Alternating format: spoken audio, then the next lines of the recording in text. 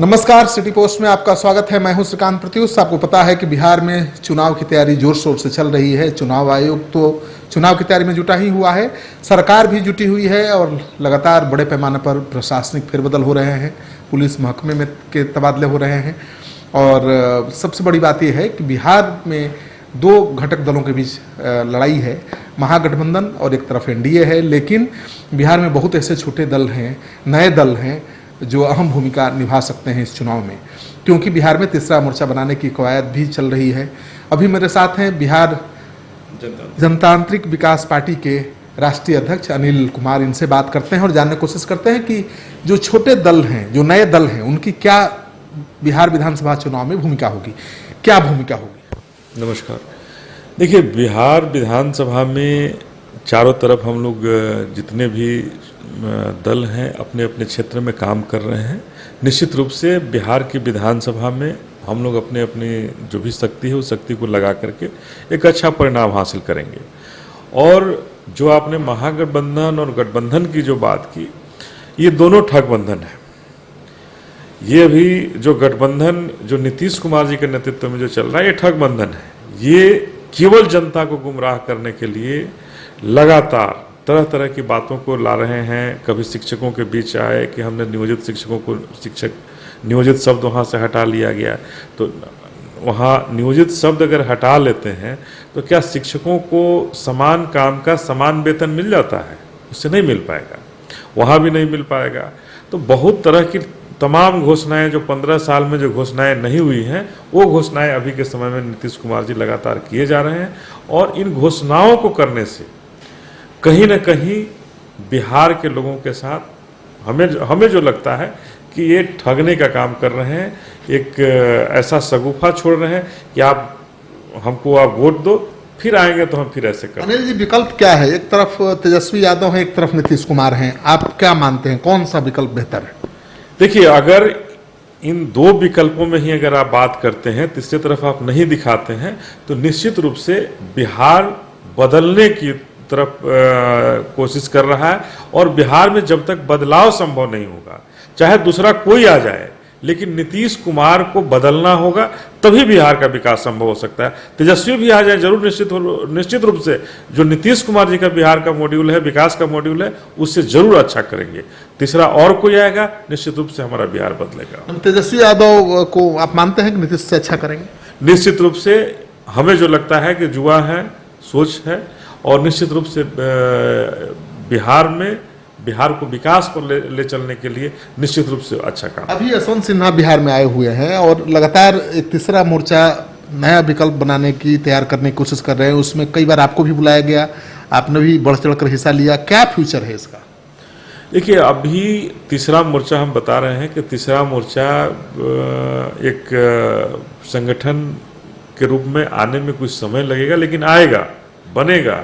निश्चित रूप से जिधर बिहार को विकास के रास्ते पर ले चलने के लिए और बाध्य करेगा तीसरा मोर्चा कि हमें नहीं बिहार से बाहर कम कोई आ सकता है बिहार में।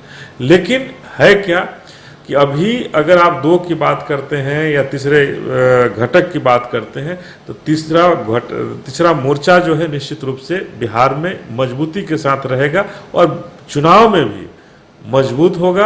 और चुनाव के परिणाम के बाद ही मजबूत होकर के सरकार बनाने में प्रबल भूमिका देगा, बिहार को विकास पर ले चलने वाला प्रबल भूमिका देगा और आगे बढ़ाने के लिए। तीसरा मोर्चा की कोशिश ये है कि जितने बिहार के छोटे दल हैं या नए दल हैं, उनको साथ लेकर के चलना है। क्या आपकी पार्टी तीसरे मोर्चा के साथ चलेगी? देखिए, मैं जब तक उसमें अभी शामिल नहीं हो जाऊं तब तक अभी कुछ नहीं कर सकता हूं। लेकिन हमें बिहार को बदलना है, बिहार का जो मॉड्यूल है उस मॉड्यूल को बदलना है।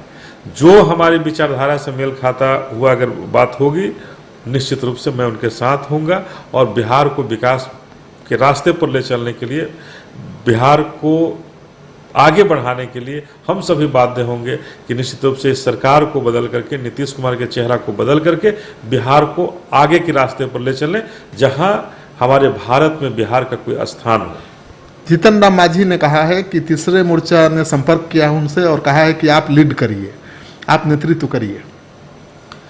देखिए, अब तीसरे मोर्चे ने अभी क्या कहा, चूंकि मैं अभी उसमें नहीं हूं इसलिए नहीं कह सकता हूं, लेकिन मैं इतना ही कहूंगा कि नीतीश कुमार जी को बदलने के लिए बिहार का कोई भी मोर्चा हो जो बिहार के बारे में सही मामले में सोचे, बिहार को बदलने के लिए सोचे, बिहार को विकास के रास्ते पर सोचे, बिहार के बच्चों के भविष्य के बारे में सोचे, बिहार में युवाओं के भविष्य के बारे में सोचे कि उद्योग लगाना है, धंधे लगाने हैं यहाँ, उसके बारे में सोचे, बिहार में महिलाओं के सशक्तिकरण के नाम पर ठगने का नहीं सोचे।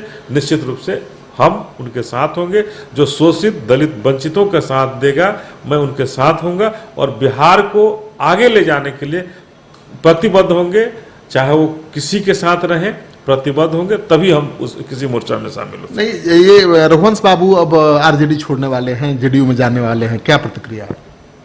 देखिए, रघुवंश बाबू और ये आरजेडी का घरेलू मामला हो सकता है, चूंकि रघुवंश बाबू एक कद्दावर नेता रहे हैं और मैं समझता हूं कि एक बिहार को सशक्त उन्होंने नेतृत्व भी दिया है। आज जितने भी रघुवंश बाबू का देन है, तो ये रघुवंश बाबू का एक सोच बहुत बड़ा सोच रहा है, लेकिन कहाँ रहेंगे ये उनका सोच हो सकता है। आरजेडी को कितना नुकसान होगा, छोड़ेंगे जेडीयू में जाएंगे? निश्चित रूप से इससे आरजेडी के लोगों को काफी नुकसान होगा और मैं तो कहना चाहूंगा आपके माध्यम से कि आरजेडी को भी चाहिए कि ऐसे नेता को भी बिहार की जरूरत है और जदयू जैसे जगह पे जाने नहीं दें, उनको रोकें अपने यहाँ, जिससे कि बिहार को एक अच्छा नेता मिलता रहे। तेज प्रताप यादव कह रहे हैं कि समुद्र है आरजेडी और रघुवंश बाबू एक लोटा पानी भर हैं, उनकी क्या हैसियत है? देखिए, तेज प्रताप जी क्या कह रहे हैं हम नहीं कह सकते हैं। तेज प्रताप माहौल में बोल देते हैं, उनकी बातों को धैर्य से रखने की जरूरत है और उनको बातों में गंभीरता नहीं है, इस बातों में गंभीरता नहीं है।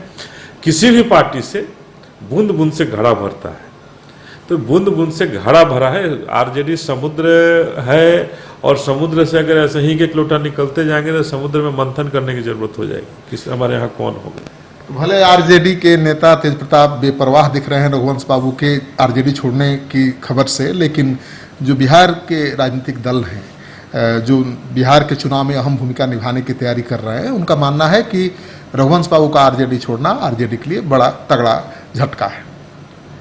वंदना शर्मा के साथ श्रीकांत प्रत्युष, सिटी पोस्ट, पटना।